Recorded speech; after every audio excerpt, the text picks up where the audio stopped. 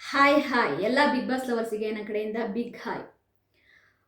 Rakshita fake, Rakshita drama ಆಡ್ತಿದ್ದಾಳೆ. ಏನು ಗೊತ್ತಾ ಗೈಸ್, ಗೊತ್ತಾ ಅಂತ ಮಾತಾಡ್ತಾಳೆ. ಡ್ರಾಮಾ, ನಾನು ತುಳುನಾಡಿನವನೇ, ಹಾಗೆ ಹೀಗೆ ಅಂತ ಧ್ರುವಂತವರು ಎಷ್ಟೆಲ್ಲ ಆರೋಪಣೆ ಮಾಡಿದ್ರು ನಿಮ್ಮೆಲ್ಲರಿಗೂ ಗೊತ್ತಿರೋ ವಿಷಯನೇ. ನಾನೊಂದು ನೋಡಿದೆ ಲೈವಲ್ಲಿ. ಎಷ್ಟು ಮೆಚುರಿಟಿ ಇದೆ ರಕ್ಷಿತನಿಗೆ, ಆಯಿತಾ? ಎಷ್ಟು ಆಯಿತಾ ಆ ಹುಡುಗಿಗೆ ಎಕ್ಸ್ಪ್ಲೇನ್ ಮಾಡೋದು ನೋಡಿ. ಯಾರೋ ಏನೋ ಒಬ್ಬ ಅಂದ ಅಂದ ತಕ್ಷಣ ಹೋಗಿ ಜಗಳಕ್ಕೆ ಹೋಗೋದಲ್ಲ, ಅದನ್ನು ಮೆಚುರಿಟಿಯಿಂದ ಮಾತನಾಡೋದಿದೆಯಲ್ಲ, ನಿಜವಾಗ್ಲೂ ಗ್ರೇಟ್ ಅಂತ ಹೇಳ್ತೀನಿ. ನಮ್ಮ ಮನೆ ಅಂದರೆ ಬಿಗ್ ಬಾಸ್ ಮನೆಯ ಕ್ಯಾಪ್ಟನ್ ಆದಂತಹ ಮಾಳು ಅವ್ರ ಹತ್ರ ಕೂತ್ಕೊಂಡು ರಕ್ಷಿತಾ ಮಾತನಾಡ್ತಾಳೆ. ನಿಜವಾಗ್ಲೂ ನನಗೇನು ಅನ್ನಿಸ್ತು ಗೊತ್ತಾ, ಈ ಥರ ಮೆಚುರಿಟಿ ಎಲ್ಲ ಹೆಣ್ಮಕ್ಳಿಗೂ ಇರಬೇಕು ಅನ್ನಿಸ್ತು. Rakshita, you are super, you are excellent. ನಿನ್ನ ವಯಸ್ಸಿಗೆ ನಿನಗಿರೋ ಮೆಚುರಿಟಿ ನಿಜವಾಗ್ಲೂ ದೊಡ್ಡದು. ನಿನ್ನ ವಯಸ್ಸಲ್ಲಿ ಏನೂ ಮೆಚುರಿಟಿ ಇರಲಿಲ್ಲ, ಬಟ್ ನೀನು ಎಷ್ಟು ಚೆನ್ನಾಗಿ ಎಕ್ಸ್ಪ್ಲೇನ್ ಮಾಡ್ತಾ ಇದ್ದೀನಿ. ಅವಳು ಹೇಳ್ತಾಳೆ, ಮಾಡು ಅಣ್ಣ, ಧ್ರುವಂತವ್ರ ಮನಸ್ಸಲ್ಲಿ ನನ್ನ ಬಗ್ಗೆ ಆಯಿತಾ ದ್ವೇಷ ಸೇಡು ಇದೆ, ನನ್ನ ಬಗ್ಗೆ ಆಯಿತಾ ಅವರಿಗೆ ಏನೋ ಒಂದು ಅಭಿಪ್ರಾಯ ಇದೆ, ಅಂದರೆ ಮನಸ್ಸಲ್ಲೇ ಇದೆ, ನಾನು ಫೇಕು, ನಾನು ಡ್ರಾಮಾ ಮಾಡ್ತೀನಿ ಅಂತ ಮನಸ್ಸಲ್ಲೇ ಇದೆ. ಅವರು ಇಷ್ಟು ದಿನ ನನ್ನ ಜೊತೇಲಿ ಇದ್ದಿದ್ದು ಸುಮ್ಮನೆ ಡ್ರಾಮಾ ಮಾಡ್ಕೊಂಡು ನನ್ನ ಜೊತೇಲಿದ್ದರು. ಅವ್ರ ಮನಸ್ಸಲ್ಲೇ ಇರೋದು ಅವ್ರ ಬಾಯಿಗೆ ಬಂದಿರೋದು. ನಾನಿವತ್ತು ನಿಮಗೆ ಟ್ರೂ ಹೇಳ್ತಾ ಇದ್ದೀನಿ, ನಿಜ ಹೇಳ್ತಾ ಇದ್ದೀನಿ ಮಾಡು ಅಣ್ಣ.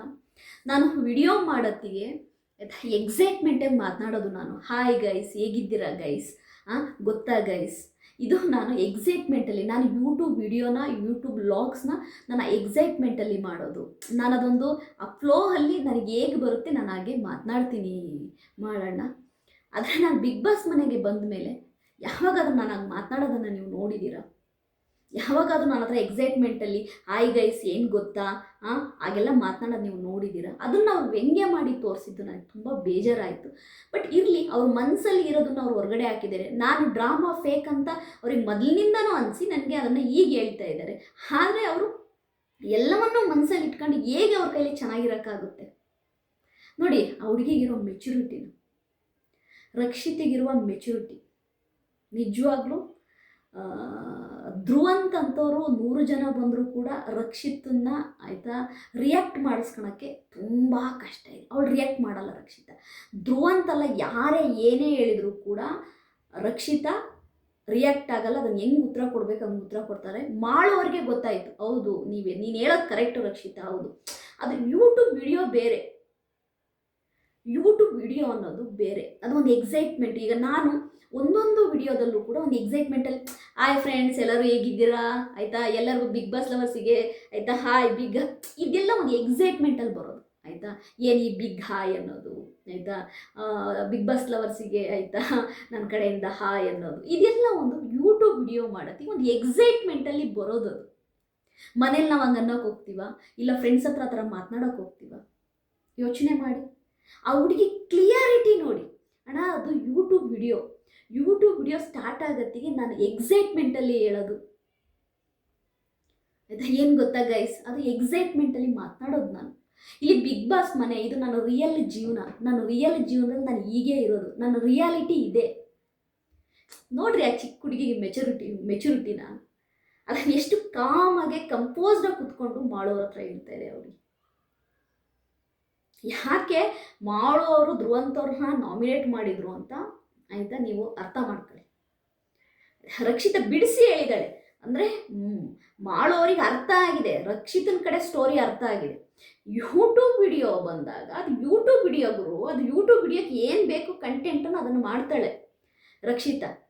ಈಗ ಎಷ್ಟೋ ಜನ ಯೂಟ್ಯೂಬಲ್ಲಿ ಕಂಟೆಂಟ್ ಮಾಡೋರು ಆ ಕಂಟೆಂಟಿಗೆ ತಕ್ಕಂಗೆ ಮಾತನಾಡ್ತಾರೆ, ಹೌದಾ ಇಲ್ವೋ? ನೀವೇ ಯೋಚನೆ ಮಾಡಿ. ಈಗ ಒಂದು ನ್ಯೂಸ್ ಚಾನಲ್ ಅವರು ಆಯಿತಾ, ಅಲ್ಲಿ ಅವರು ನ್ಯೂಸನ್ನ ಇರೋ ಅಂಥ ಸತ್ಯಕಥೆನ ಹೇಳ್ದೇನೆ ಅವರಲ್ಲಿ ಡ್ಯಾನ್ಸು ಹಾಡು ಹೇಳೋಕ್ಕಾಗುತ್ತಾ? ಆ ನ್ಯೂಸ್ ಚಾನಲ್ಗೆ ಏನು ಬೇಕೋ ಅವ್ರು ಅದನ್ನೇ ಮಾಡೋಕ್ಕಾಗೋದು. ಎಂಟರ್ಟೈನ್ಮೆಂಟ್ ಚಾನಲ್ ಅವ್ರು ಎಂಟರ್ಟೈನ್ಮೆಂಟ್ ಮಾಡೋಕ್ಕೆ ಏನಾಗುತ್ತೋ ಅದನ್ನೇ ಮಾಡೋಕ್ಕಾಗೋದು ಆಯಿತಾ. ಅದು ಒಂದು ಲಾಜಿಕ್ಕು, ಅದು ಒಬ್ಬ ಮನುಷ್ಯನಿಗೆ ತಿಳ್ಕೋಬೇಕಾಗಿರೋ ಅಂಥ ಒಂದು ಸೆನ್ಸ್ ಅದು ಆಯಿತಾ. ಅದನ್ನು ಎಷ್ಟು ಚೆನ್ನಾಗಿ ರಕ್ಷಿತಾ ಬಿಡಿಸಿ ಹೇಳಿದ್ಲು. ಇಲ್ಲಿ ಧ್ರುವಂತು ನನ್ನ ಪ್ರಕಾರವಾಗಿ ಮಲ್ಲಮ್ಮ ಮತ್ತು ರಕ್ಷಿತಾ ಇಬ್ಬರನ್ನೂ ಇಟ್ಕೊಂಡು ಗೇಮ್ ಆಡೋಕ್ಕೆ ಸ್ಟಾರ್ಟ್ ಮಾಡಿದ್ರು. ಮಲ್ಲಮ್ಮನ ಹೇಗೋ ಮಾಡಿ ಹೊರಗಡೆ ಕಳಿಸಿದ್ರು. ರಕ್ಷಿತಾ ಯಾವಾಗ ಧ್ರುವಂತ್ ಕೈಗೆ ಸಿಗಲಿಲ್ಲ, ಯಾವಾಗ ರಕ್ಷಿತನಿಗೆ ಹೊರಗಡೆ ತುಂಬ ಪಾಪ್ಯುಲಾರಿಟಿ ಇದೆ ಅಂತ ಧ್ರುವಂತಿಗೆ ಗೊತ್ತಾಯಿತು, ಅವಾಗಿಂದ ಧ್ರುವಂತ್ ನಡತೆ ಚೇಂಜ್ ಆಯಿತು. ಅವಾಗಿಂದ ಸ್ಟಾರ್ಟ್ ಮಾಡಿದ್ರು, ಏನು ರಕ್ಷಿತಾ ಫೇಕು, ರಕ್ಷಿತಾ ಡ್ರಾಮಾ ಮಾಡ್ತಿದ್ದಾಳೆ, ಬದನೆಕಾಯ್ದಲ್ಲಿ ಹುಳ ಇದೆ, ಈರುಳ್ಳಿ ತೊಳೆದಾಕಿಲ್ಲ, ರಕ್ಷಿತಾ ಅಡುಗೆ ಮಾಡೋದು ಆ ರೀತಿ ಈ ರೀತಿ, ಅವಳು ತುಳುನೇ ಬರಲ್ಲ, ಅವಳಿಗೆ ಕನ್ನಡನೇ ಬರಲ್ಲ. ಅವಾಗಿಂದ ಇವರು ತೆಗೆದಿದ್ದು ಧ್ರುವಂತ್ ಅವರು.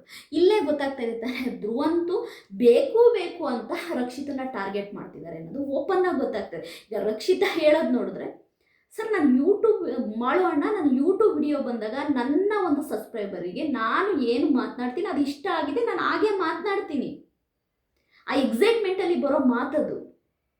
ನಾರ್ಮಲ್ ಲೈಫಲ್ಲಿ ನಾನು ಹೋಗಿ ಎಲ್ಲರ ಹತ್ರ ನಂಗೆ ಮಾತನಾಡೋಕೆ ಹೋಗಲ್ಲ. ನನಗೆ ಕನ್ನಡ ಬರಲ್ಲ ಅಂದರೆ ನಾನು ಮಾತನೇ ಆಡಲ್ಲ, ನಾನು ತುಳುನೇ ಮಾತಾಡ್ತೀನಿ, ಆಯಿತಾ. ನನಗೀಗ ನಾನು ಮಾತನಾಡೋ ಕನ್ನಡದ ವಿಡಿಯೋಗಳನ್ನ ನಾನು ಮಾಡಿ ನಾನು ಫೇಮಸ್ ಆಗಿರೋದ್ರಿಂದ ನಾನು ಆ ಎಕ್ಸೈಟ್ಮೆಂಟಲ್ಲಿ ಮಾತನಾಡೋಕೆ ಹೋಗ್ತೀನಿ, ಕೆಲವೊಂದು ತಪ್ಪಾಗುತ್ತೆ ಅಲ್ವಾ. ಅವಳು ಹೇಳೋದು ಕರೆಕ್ಟ್ ಇದೆ ತಾನೇ ರಕ್ಷಿತಾ ನಿನ್ನ ಮೆಚುರಿಟಿಗೆ ನಾನೇ ಮನಸೋತಿದ್ದೀನಿ, ಮಾಡು.